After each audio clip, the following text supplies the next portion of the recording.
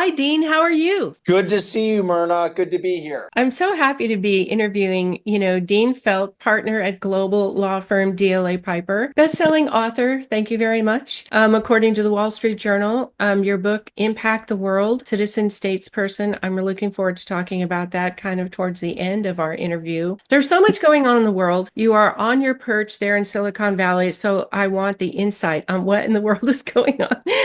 25 years in, you have been at it a while. Yes, it goes very quickly, but in the kind of course of human endeavor, 25 years gives an opportunity to see at least a couple of cycles, business cycles, political cycles. So history doesn't always repeat, but it often seems to rhyme. So Yes. hopefully we are applying some of that hard fought and hard earned wisdom to the affairs of the day.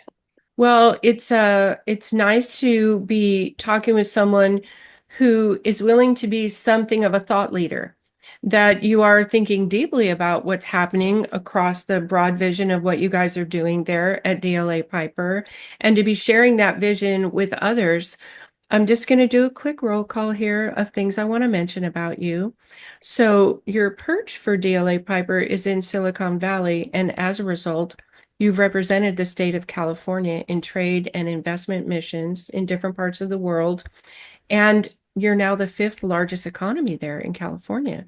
So it's like representing a whole country in terms of the economic activity. Yeah, and look, I think with greater economic heft comes greater influence, therefore greater responsibility. We are not a country in the sense that we don't necessarily set trade policy or have a standing army of our own. None of those things, of course. Mhm. Having said that, the balance of economic power, if you will, has very much shifted, certainly since the start of our republic and in more recent times. And, we in California believe that we offer a great deal to the country and to the world in terms of our openness and who we are as a people, and of course, technological innovation. And, California leads not just in things like technology and R&D and biotech and all things digital, but things like agriculture Yeah. and, you name it, higher education, tourism. I mean, the list sort of goes on and on. So we certainly have a lot of well-publicized challenges here in California, and we take Sure. them very seriously. But by the same token, clearly we've been doing something right over recent decades, that we have so many of the world's leading companies, fortune companies, unicorns, deca unicorns, and so we're doing something right here in California, and we're proud of it. Well, absolutely. And you can't help but embrace technology being in Silicon Valley. You mentioned when we talked earlier that last year you were moderating a conference in the Bay Area in San Francisco. You moderated the first half. You had AI moderate the second half a year ago. Well, we thought that was fitting. Hopefully, not a foreshadow of things to come for me You're personally. sidelined. The computer's taking your But it job. was, so I mean, at the firm, we have just a tremendous AI team that includes many, as you say, many of the thought leaders in the space, representing, I think, 3 out of the 4 large language models at play. We have a number of leading data scientists on the team. You wouldn't necessarily expect perhaps to have data scientists in a law firm, but when you're working with companies on thinking about how to bring new tools in AI into their business, and you want to be at the intersection of not just the rules and the regulations, the things that you want to avoid doing, and drive your business, but also have practical tools that are tailored to your business, to your organization. You really need to have that expertise. So this is one of many examples of areas of law that certainly do not live just in a textbook or a digital book or in an ivory tower, but are very, very fast moving practical applications that, again, can help you to drive efficiency and scale your business. So we're excited about it. The AI at the event was just incredible. I want to say but we were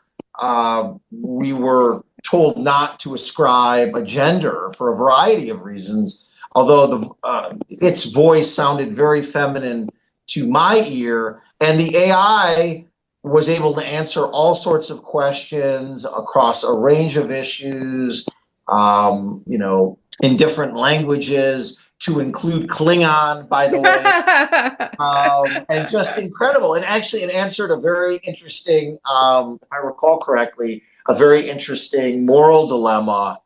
And so just incredible. So amazing. Well, as a lifetime member on the Council of Foreign Relations, you have a unique opportunity. I'm going to mention here that you've helped the Secretary General of NATO. You've worked with the mayor of Seoul, Korea, where, all chips are manufactured until we onshore more of that manufacturing here, which I guess is in process right now. And then the Justice Minister of India, home of many of our programmers. So, apart from having a geopolitical understanding of what's happening because of that background, you also understand how technology is moving through business for your global international clients. Well, look, business is global. The idea of globalization of business, of many ideas and trends across society is certainly not linear. And we are seeing, some of the backlashes of globalization on the political side as it makes its way through many policy decisions. But we do increasingly live in a much smaller world, and the kinds of trends and attitudes and including art and culture that occur in one country, certainly not limited by political boundaries. And so we do live in a much smaller world, and our clients, certainly many of them, are looking at a global talent pool. They want to do R&D in different parts of the world. Increasingly, as you've alluded to, Myrna, there are challenges with a globalized supply chain, but nonetheless, it's very, very important if you're seeking growth. You need to look at new markets, emerging markets, established, OECD and established markets for your products. And so this isn't going away. Again, not linear.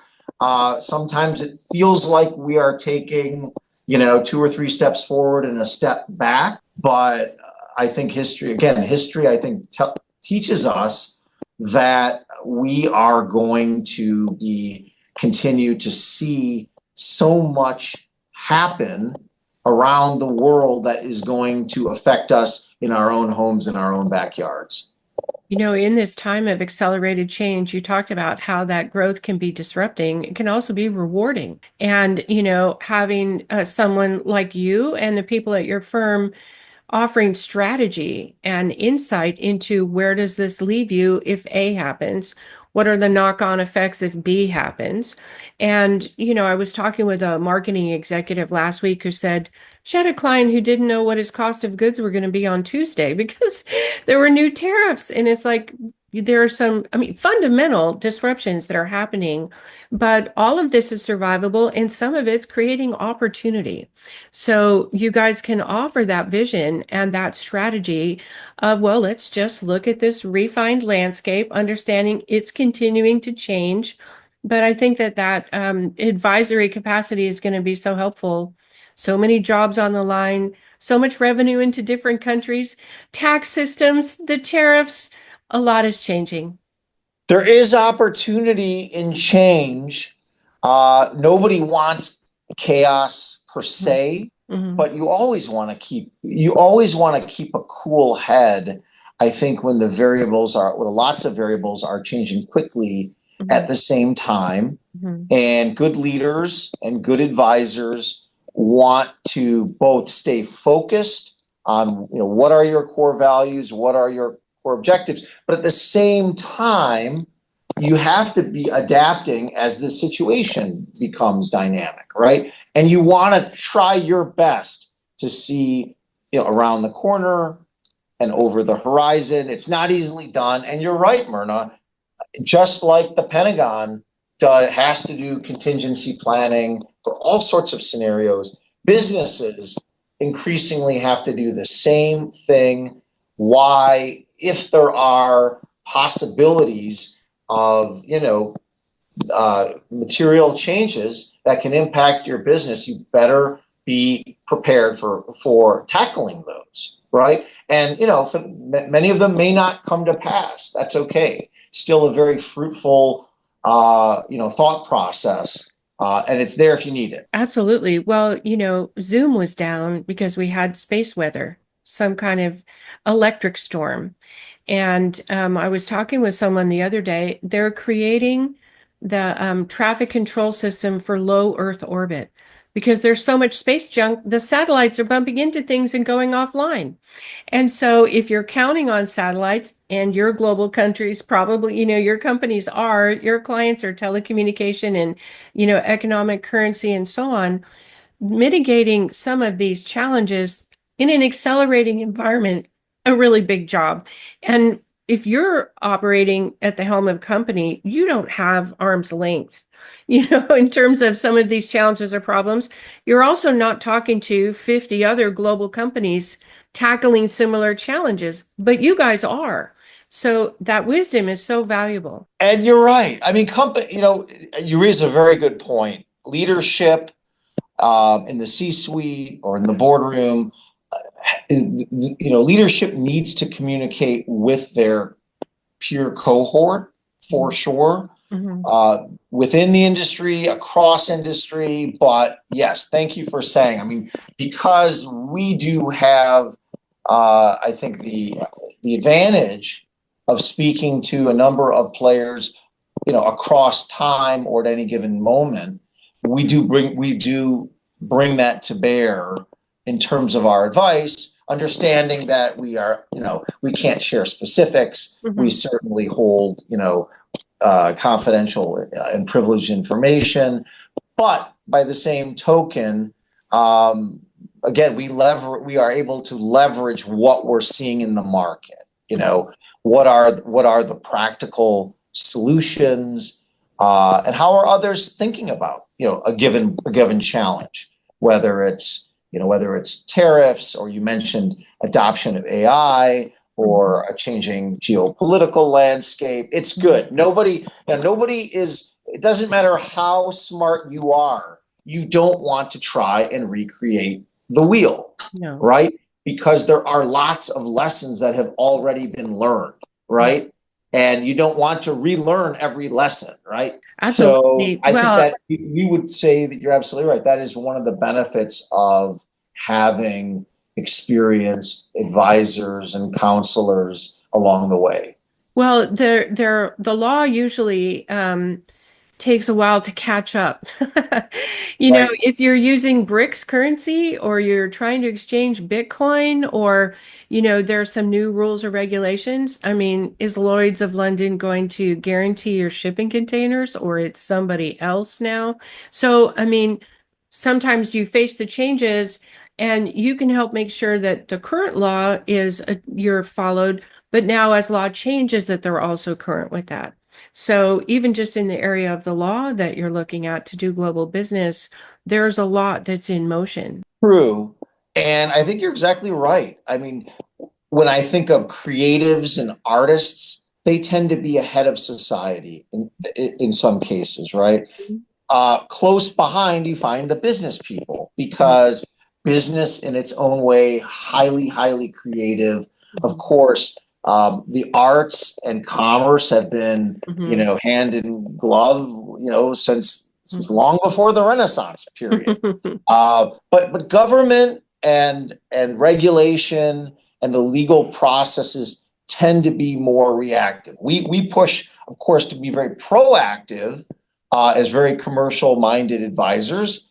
but you're absolutely right. So our goal is to say, we want you, we understand you need to move at the pace of business. So we're not trying to create friction, Mm-hmm, right? mm-hmm, But, if you stumble in your journey, mm-hmm, that is also not the pace of business, right? That is mm-hmm, not optimal. So mm-hmm. if we can help you to pick up pace and avoid obstacles, then we're all aligned in terms of wanting to move your business forward in a often a very challenging and fast moving environment. That's wonderful. Well, I want to now turn our attention to your book, Impact the World, this idea of citizen state person and the impact and influence from this global perspective that we've been talking down to one person or one small group of people.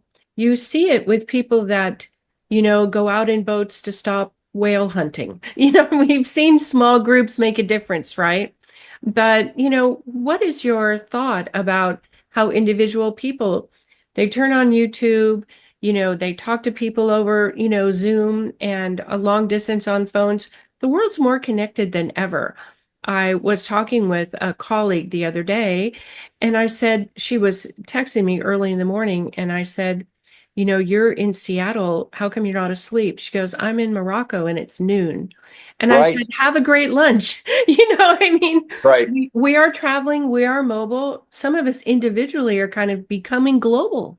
That's exactly right. And thank you for mentioning Myrna. We had so much fun with the book, my co-author Carrie Rich and myself, and I think very similar to this conversation about business and entrepreneurs. We realized that there were so many leaders in our respective networks, social entrepreneurs, leaders in business, NGO, you name it, and in a very similar way to how you might see a startup entrepreneur, right? Who in recent memory and in the last couple of decades say they are able to do more with less and so quickly, and yes, avail themselves of new technology, whether it's the internet or mobile telephony or IT tools or the cloud or AI or quantum computing. Now the barriers to entry are lower, you can scale more, and you are taking global lessons. You might be a social entrepreneur in Lagos, Nigeria, and see that someone else has done something in Mexico City, Mhm, for example. mhm, And meanwhile, you don't need the same resources to scale a solution. mhm, And then I would say that the other component is really social mindedness. So people thinking, well, of course, they want to help their local community, but increasingly, if what you're doing is, helping with financial access, people that wouldn't traditionally, for whatever reason, be able to get a bank account or wouldn't have access to financial institutions, and you created an application, right, to do that, you would think of them. You wouldn't just think, well, I want this solution to be used in my neighborhood or in my province or in my state. You might say, well, gosh, I really like it to be in my example, a pan African tool or a global tool or what have you. So these citizen states people are in a way taking on a much broader consciousness. They're scaling much more quickly, and hopefully, it's a message. We've gone ahead and highlighted a couple of dozen of them in the book, and hopefully, it's an encouraging or inspirational message at a time when we need to feel more empowered, more inspired to do more. We have our own frustrations with big institutions of power and government. Some of it's very well deserved. But at the end of the day, we know that these solutions have to start with us. So that is part of the message of the book. That is wonderful. I think about Marconi's inventing something in one part of the world, and another scientist has the same idea. And in history, you're like, I guess it was time in the world for this to happen. And three people had the same idea. They didn't even know each other. So Right. surfacing these good ideas, it's outside of state borders. It doesn't have to do with politics. Good ideas come to humans everywhere on the planet, and the tools to let them surface so they're brought to market more quickly. Other humans benefit from them more quickly. What a time to be alive, Dean. It is. It's all a matter of perspective. I know some people can be forgiven for waking up in the morning, reading doom scrolling or reading headlines and thinking, gosh, we have all of these threats and they seem to be getting more dire. But by the same notion, like everything else in life, it is perspective. There are so many opportunities, and we are living, we're living at a time where democracies are challenged, but probably more people have a voice in their government than at just about any other time in human history. We have health challenges, but yet we have better tools to tackle health challenges than any time in human. So, I'm sort of a hopeless optimist, Myrna, which is why it's so wonderful to spend time and with you and hash out these kinds of ideas. That's really wonderful. And to hear the perspective of not just the global, multinational companies, but all the way down to these new emerging ideas, so much exposure in Silicon Valley, of course, but the world is changing rapidly, and you help people with those big changes while we encourage everyday people to make those changes too. It's a really exciting time. I'm glad you're perched there in Silicon Valley to help so many figure it out. Thanks so much. Yeah, it was really good to talk with you today. Thanks, Dean. So much fun. See you, Myrna.